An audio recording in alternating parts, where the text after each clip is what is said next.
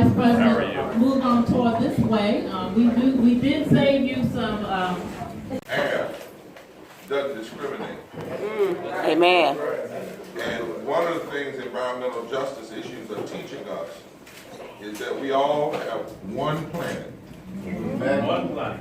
And regardless of whether we white, black, brown, Asian, Native American, if you mess up this one planet, now they are talking about some space exploration, but as a preacher, I only know that the Lord made one planet, and we're not supposed to tear up this one planet. That's right. As Dr. King said, we either learn how to live together as brothers and sisters, or we're going to perish together as fools. And there's nothing more foolish than to care more about money and greed and corporate profits than you do about human beings and God's people. And to treat corporations like people and people like things would take all of us down.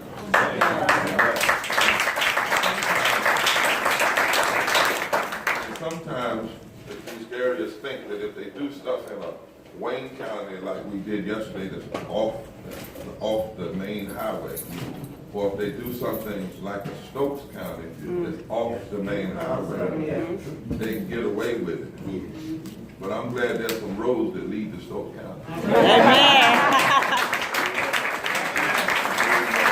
have a way of paying attention to what's going on in Stokes County, and I'm glad that God cares about all of God's creation, Yes. all of God's people, whether you come from Washington, D.C., or whether you come from Stokes County. It doesn't matter, you're important. So the only thing I want to do, because we've got to quickly get out of here, but for just purpose, I want to switch up the room. I need some black folk to mix up in here.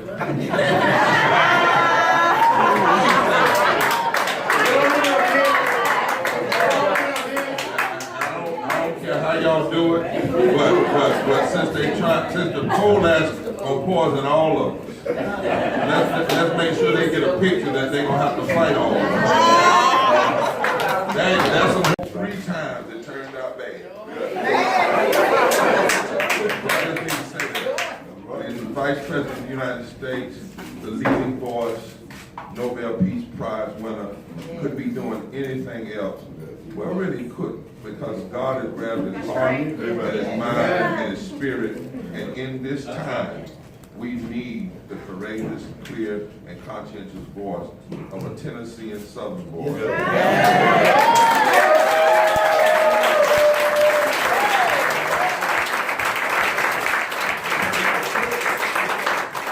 Thank you, Walnut Cove. Thank you, Reverend Harrison, for having us in your church, and Mayor Mitchell, thank you, and all the deacons and community leaders and activists, thank you. I was just standing there listening to Reverend Barber use the phrase leading moral voice, and I suddenly thought to have him say that about me made me think of a basketball game where my favorite player, Michael Jordan, I love LeBron, but Michaal Jordan scored 94 points in one game, and interviewed a rookie that had scored 1 point that night and said, what's your reaction this night? He said, I'll always remember this as the occasion when Michael Jordan and I combined for 95 points. I'll always remember Walnut Cove as an occasion where Reverend William Barber and I combined.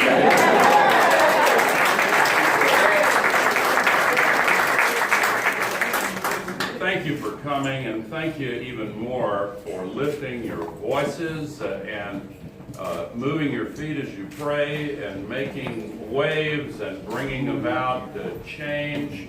This is a long struggle, but this is a turning point in this struggle, and I want to underscore exactly why.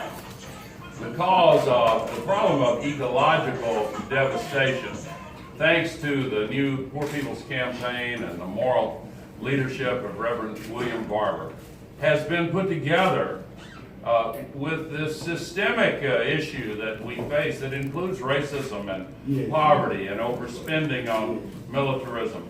But ecological devastation, as Reverend Barber has said, affects all of us, everyone.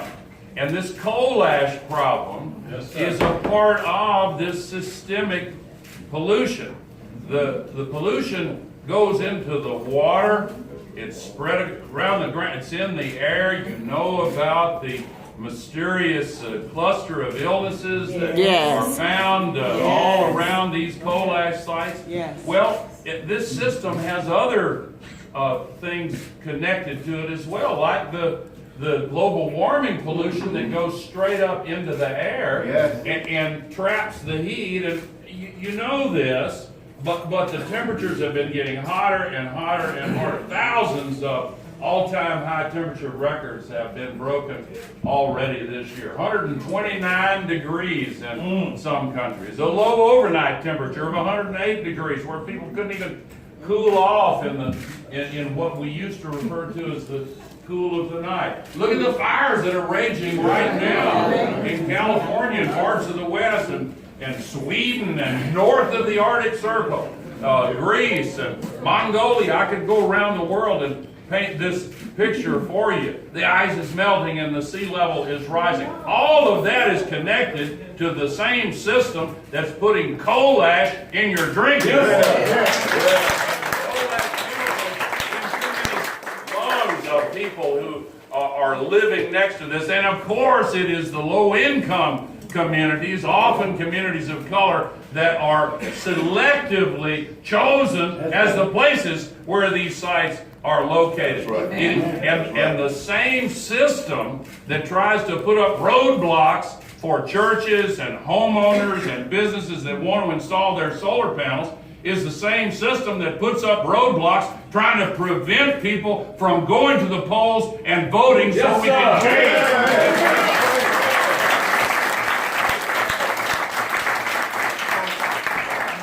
We're spending 2.5 days going around and listening to people, seeing the sites for ourselves, hearing testimony, gathering evidence, and really trying to get such a crystal clear understanding of this situation that we can hopefully make this the kind of turning point that I really believe it is. Because when it comes from the grassroots, and when people start hearing about this fossil fuel pollution, you talked about dying, there's foolishness, there's fuelishness also. We need to get off of fossil fuels, and when that demand starts coming from the grassroots, and when it's connected to poverty, when it's connected to health issues, when it's connected to inequality, the barriers to voting, and all of the systemic problems that we've been trying to overcome for far too long. The powers that be have been very skillful in dividing people, white and black, and by ethnicity, and by all of the excuses that they come with. Why?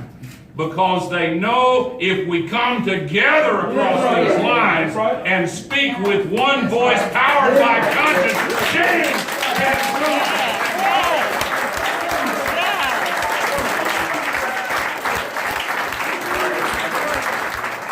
I want to acknowledge my daughter, Corinna Gore, who's head of the Center for Earth Day.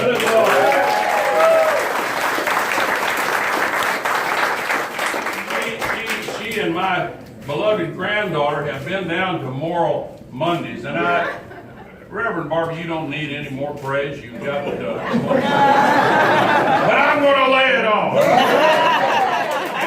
And just think for a moment. The birthplace of the environmental justice movement was right here in North Carolina, where in Warren County, they tried to dump those poisonous PCBs. Overwhelmingly African American community.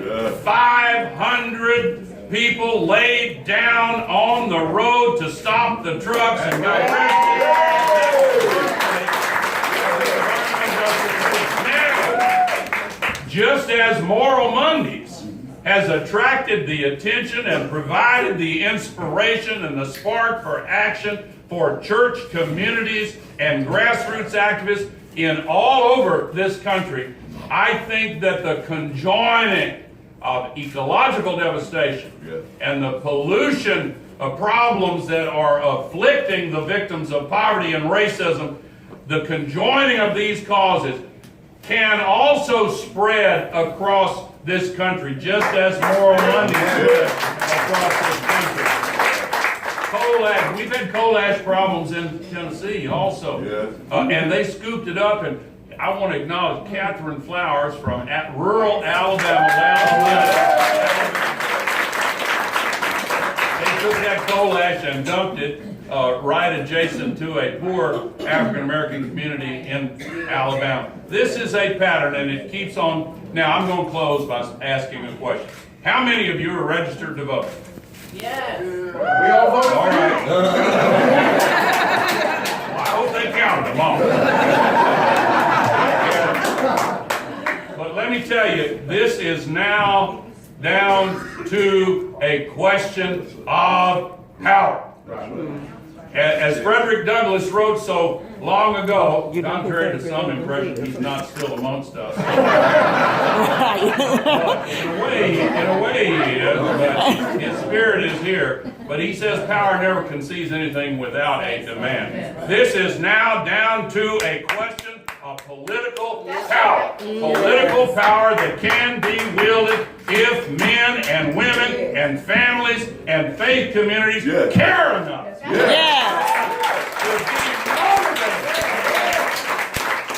If only half of the unregistered African American and Latino and Native and impoverished communities in the South went and registered to vote and voted, only half, then the entire governmental system of the United States would flip over to a more forward-looking, progressive aspect. That's our task, and we've got less than 90 days to do it. Thank you.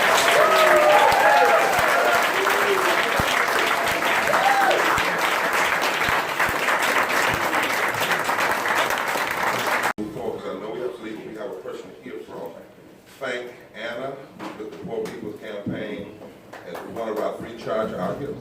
I know who they are. She tried to treat me like a little kid, but I know who they are. And Ms. George Johnson, who's here, Kim Porter, who is such a tremendous voice in environmental justice. And William LeMay, who's one of the tri-chairs. Yes. Right, and my son William here, who's focusing on environmental justice issues now as a former physicist and an attorney.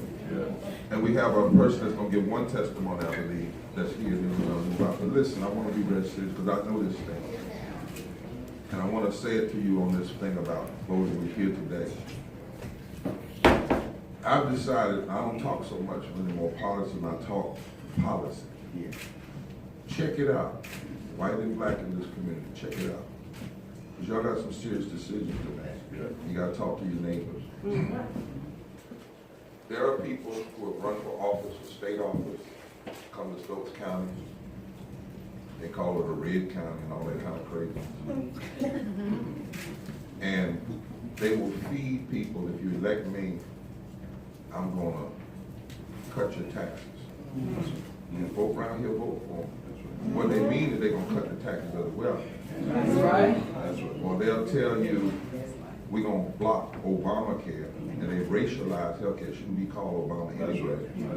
That's right. They tell you, they suggest to you that you're doing that because that's going to some lazy folk that don't deserve it. And the fact is, 346,000 white people in this state are being denied health care. That's right. Because our state legislators from this county, or they'll tell you that they're against gay people. And the same people that will feed that stuff in a county like this are the same people that will allow those corporations to dump coal ash. That's right. That's right. The same people that will block health care from this county are the same ones that allow the corporations to have free rent. Same people. And they feed this division because Dr. King said it was 65, Brother Gore said it today, you've heard us say, there in the South, I can talk about a lot of other places, but the South, the greatest fear is for black, poor and working class people, white, poor and working class people, Latino, poor and working class people to come together in massive ways and shift the politics of this country. And most of these states in the South are not red states or blue states, they're non-voting states. That if the folk that are registered and unregistered would come together around a moral agenda, not just what we're against. And that's why we can't look at any one issue in isolation. Say it We again. have to connect the dots. Make your state, who's the state legislature now? Bill Burton? He's senator. He's senator. He's a senator. Who's Kyle Hall. Kyle Hall. I don't even care what the party, check that over there. And ask, where has Berger been on education? Where has he been on health care? Where has he been on voter suppression? Where has he been on environmental protection? You will find, I don't even have to know, because I know where he is on voter suppression. Yeah. So if he's bad on voter suppression, I can almost bet he's bad on this. And I know it, but I'm just trying to be facetious to a certain degree. Check it out. And don't allow people to split you. The same people that are oppressing our Latino brothers and sisters in this state and around this country are the same people. Check their voting record. And this is Caroline, who's, this is Danielle, best friends with Caroline. Yeah. In my church yesterday. And we were just wondering if you might give just your hand of a blessing for all of those that this prayer quilt will go back over. You will have them. Okay. Let's come together and touch one another. Gracious God, our Father. May